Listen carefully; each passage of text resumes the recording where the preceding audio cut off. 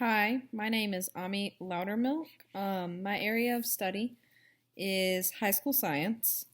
I am currently working in a biology and environmental science position at Habersham Central High School.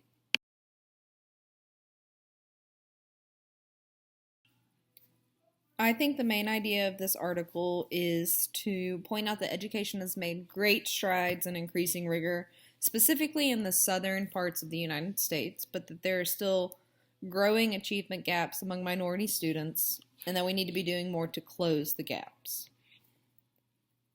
The article states ways that we can solve this issue, and it says that first we need to increase teacher pay, increase incentives for highly qualified educators to work in lower income schools, and we need to decrease class sizes. Secondly, we need to give kids a stronger foundational knowledge by starting them earlier in schools.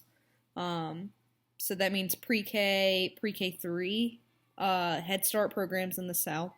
We need fair discipline and more meaningful education. And third, we need to make the high school to college or work transition easier and more applicable. And finally, we need to match resources with specific student needs.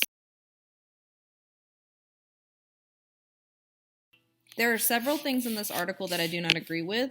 The first is that I don't believe an earlier start is necessarily the answer. For example, Finland doesn't start formal schooling until age 7. Next, I do not believe the issue is necessarily a school's problem. A lot of the issues that students have in schools start inside of the home. Parents have issues getting medical care, they have issues with accessibility, they have issues with income, they have different styles of parenting. Secondly, there are studies that have shown that people that live in poverty literally have brain atrophy that begins from birth. The next thing is funding. I don't think that funding is necessarily the answer. Schools do not get to use funding the way they would like to, nor is it always allocated in a smart way. For example, last year, I got $350 for my environmental science budget across 9 classes for the year. That came out to about $30 per class. But later on that semester, our principal spent $4,000 on cupcakes for the students.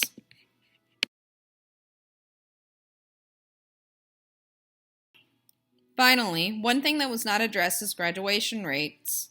Graduation rates are not necessarily the answer. Graduation rates are a false foundation of measurement of success. For example, teachers are pushed to graduate students whether or not they actually put forth the effort, to the point of being forced to drag students across the finish line.